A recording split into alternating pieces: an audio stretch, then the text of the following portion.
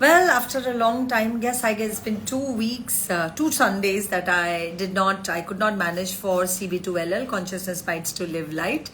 Yet again, I'm here and so happy to be here. So, I would like to talk about something, a lot of questions that I get about. Hi Kanika, hi Vineet. A lot of questions that I get about sleep deprivation. A lot of people have this monkey mind going all the time, the thinking mind, overthinking patterns that do not allow them to have even peaceful sleep. So, sleep is required, it is important, people, as you know, for your body to recover. So, and 4 days of bad sleep, 4 days of not having sound, good quality sleep is it's gonna take a lot of time to recover, and these are the reasons for brain fogging, not being able to decide, not being able to think right. So it takes 4 days for your brain to recover from 1 day of bad sleep. 1 day of bad sleep equivalent to 4 days of having trying to have good sleep. So what happens? Why can't some people actually get good sleep? What is insomnia, and how does it affect your physical body, your mental body, your emotional body, and every body in turn? And what can you do about it? Well, there are overthinking, like I said. Overthinking is one reason, when you just cannot stop thinking, and that non-stop thinking pattern, it's a pattern, by the way, that a lot of people struggle to break free from. So once you do that, you accumulate sleep debt, over a period of time, if you have not slept well. So to be able to sleep, I'm going to share a few tools. One of the prominent tool that I'm going to share is, and it's a very simple tool to get a good night's sleep, because good night's sleep is important. 1 night bad sleep, 1 night of not having good quality sleep is going to take 4 nights of recovery from it, and that's what we call sleep debt.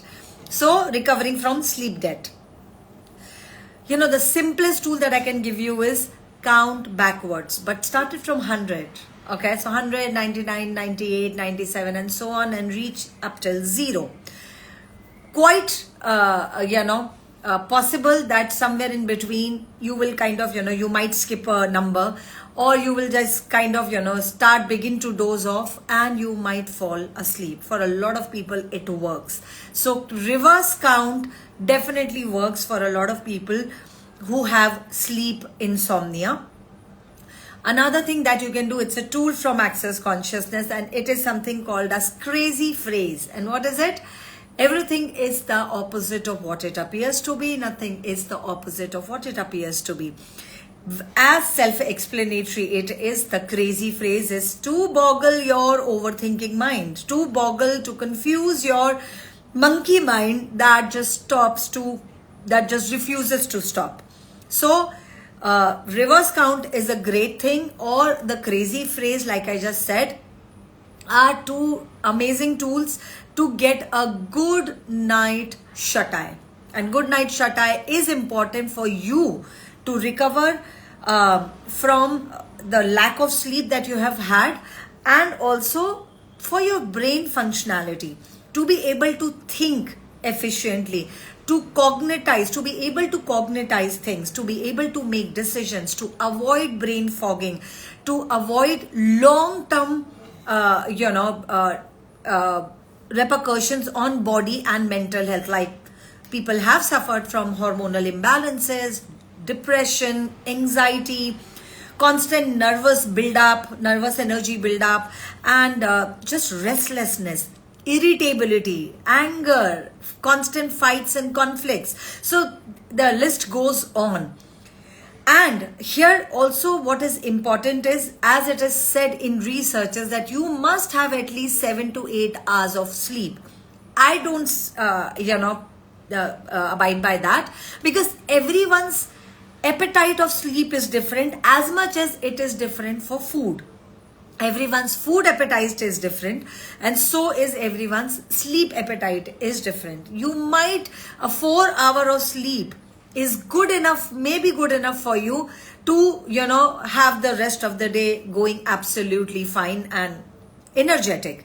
So what is required is also very important thing, an hour before or an hour and a half before, please shut the blue light exposure. Blue light exposure, your phone, your TV, all of those things that most people do before sleep, especially. They think it might put them to sleep. No, it doesn't. It actually takes the sleep off, and it is difficult for them to sleep then. Again, phone is an addiction. Once you start watching probably Insta reels or anything, and then you get hooked onto it, and in no time you realize, oh my God, it's already way 2 hours past your regular sleep time. So zero blue light exposure is something that I say. Another tool that I can give you is, if you're not a reader, if you don't like to read, please read something, at least 2 pages. And I would say pick up the most boring book that you would, or a write-up that you would never like to read. Something that bores you to the core. Because, remember our school days when, we were young and probably we didn't want to study much, and we would just sit back, and immediately as you open the book, you feel sleepy. Try that out. Try that. It's a hack. So, I've already given 3 tools, and this is what I wanted to talk about. I am going to be traveling again from tomorrow. I'm going to try to be here on CB2LL, Consciousness Bites to Live Light, every Sunday. Gonna try, rather, I commit that I'm going to be, because tries don't work. Tries are just excuses.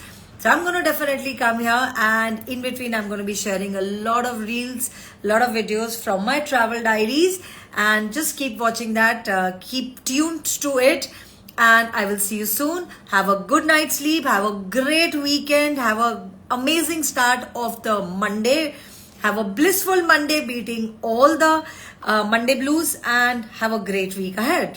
All right, bye-bye.